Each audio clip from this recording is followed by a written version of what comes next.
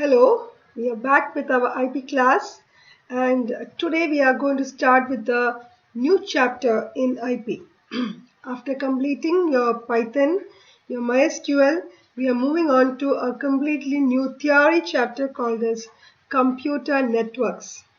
Now, two words, computer you already know, network is a completely new word for you. This word is going to be there throughout this chapter, so we need to start with the introduction part. So how many of you have heard about the word network? Well, some of you, of course, some are very interested in networking concepts. Network in this particular terminology means connection of computers in order to communicate with each other, or you can say a set of computers connected to each other in order to transfer data, share resources, etc. What is resources? Resources is your printer, scanner, etc. So we will just directly go to the introduction part in this video and slowly move into the depth of the chapter. So let's start. Now for this I have got a PDF file for you. This I will send you as the notes itself, so you can copy down the notes from this, or you can keep this itself as your downloaded thing, but I will tell you what to copy into your notebook very clearly. Okay, so let's start off. So I was just telling about this, and this is it, your computer networks introduction. So as I told, it's a set of nodes. When I say nodes, that is just like a computer. Now it's another word for the subcomputers in a network. Our lab right now contains a lot of computers. I can call those computers as nodes.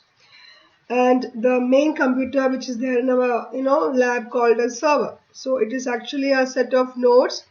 And networking devices, meaning how you connect this network with each other. You have devices called as hub. Hope you remember in the lab there is a small section in the middle of that portion of the lab where you have a rectangular device connected, or in the nearby where we usually sit in the lab, there also one on the top there is one rectangular device that is called a hub, to which you connect all these computers. So they are connected using this particular networking device for the purpose of, as I told earlier, communication and sharing. So that particular definition which you are right now seeing here is important. So you need to know what is a computer network. So repeating once again, it is a set of computers or nodes and networking devices that are interconnected to each other for exchange of data and for sharing of resources. Resources can be hardware or software. That is why when I say communicate, the data means I can actually share the software with you with the help of Google Drive.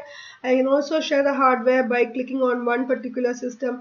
The printer and the server will be connected. So that way you are sharing your resources also.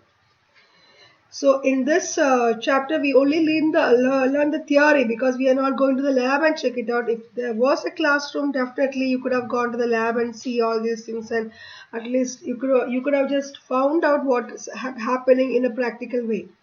But now, since we are in a lockdown situation, we are just confined or limited to see the network's benefits in our theory portions. So what are the benefits of network? The same thing can be repeated first, that is facilitate communication. That means ease of communication is there. Share hardware devices, same thing which we just told. Enable file sharing, that is files once you create in one system can be shared with another system. Then share software or operating programs. Software from my machine already I have copied and given to certain people in your own category or in your own community. So I can share my software. You can also share your software.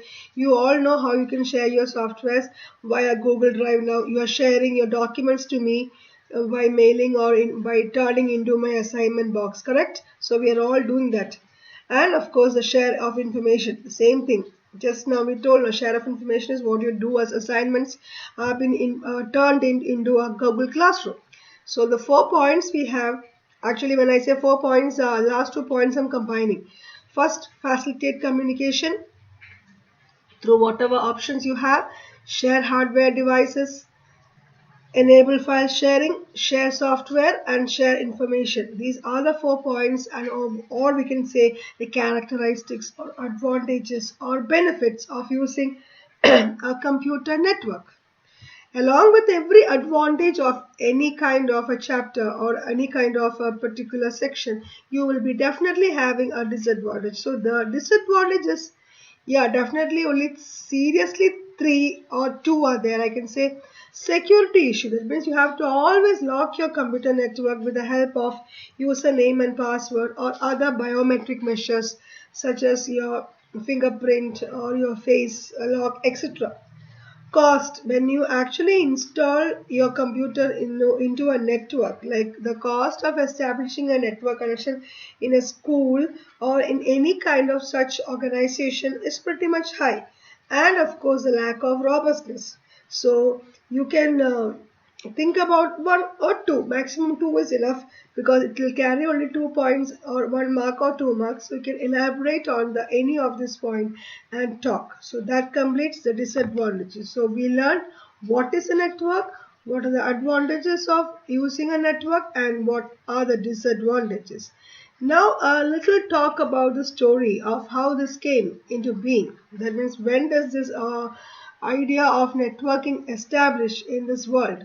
You remember Charles Babbage, right? That is our father of computer. He designed something called as a analytical engine, and the concept of stored program, it is how to store the program, was also discussed in our 11th standard.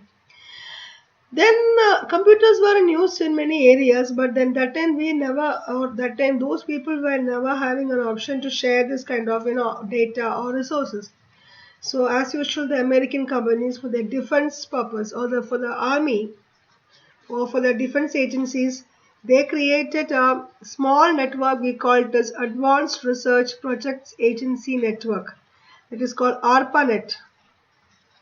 That was connected with, I think, 10 computers minimum, to establish or to share their secret informations during the war.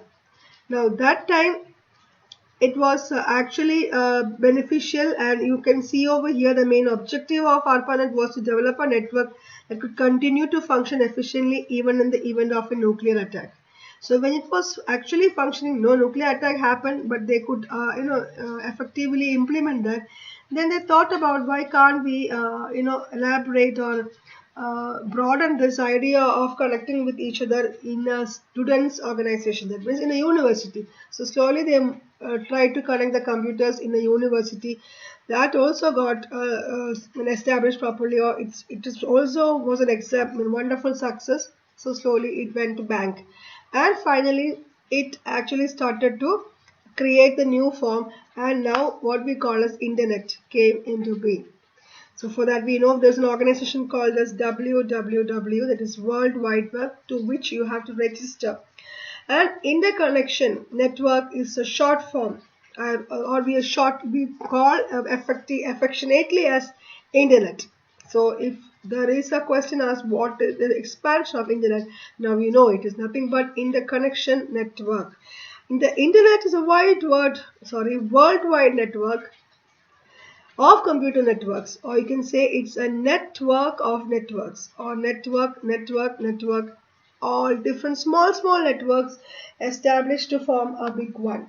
So it has no single owner. It is actually an organization, as I told. So the evolution came from the ARPANET. The expansion is important of ARPANET, Advanced Research Project Agency Network. It uses this particular protocol. What is protocol? A rule. TCP/IP. You will be learning about this fast.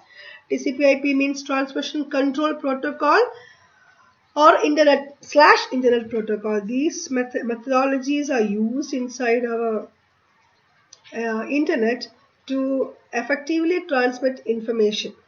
Okay, and all this email, web-enabled audio video conferencing, our Google Meet, your streaming of movies, gaming, everything requires rules and regulation to be followed. And the first rule, and underneath that a lot of other rules are there. The first rule which we follow to establish effective communication in a network is TCP/IP. Once again, the expansion is Transmission Control Protocol and Internet Protocol.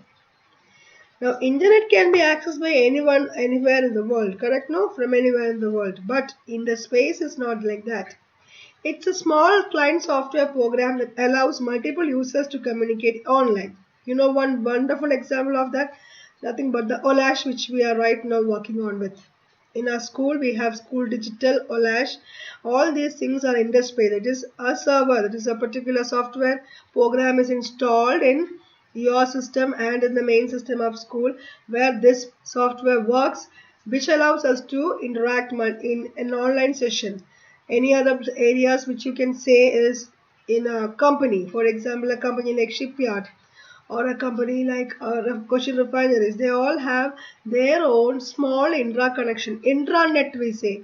Now that intranet will be always having different tools, like we have here right now the OLASH tool. Google Classroom is actually not a confined area of a software program that can be installed and used by anyone, isn't it? But of course we can create a room over there of our own, and that is how you worked. But in Cochin Shipyard or in the big companies like Reliance and all those things, wherever you go, they will be always having their own network through which they can communicate, and the employees can establish the mail connection through which they can apply the leave application, through which they can avail the attendance, exactly like we avail the attendance using our biometric options, then through which they can actually find out the salary reductions, etc., attractions of the perks, etc. Whatever they wanted to know about the company will be available in that software, just like what we have right now in our School Digital. Okay, so that is the word interspace and internet should not be confused, and the clear-cut definition has to be there in your hand.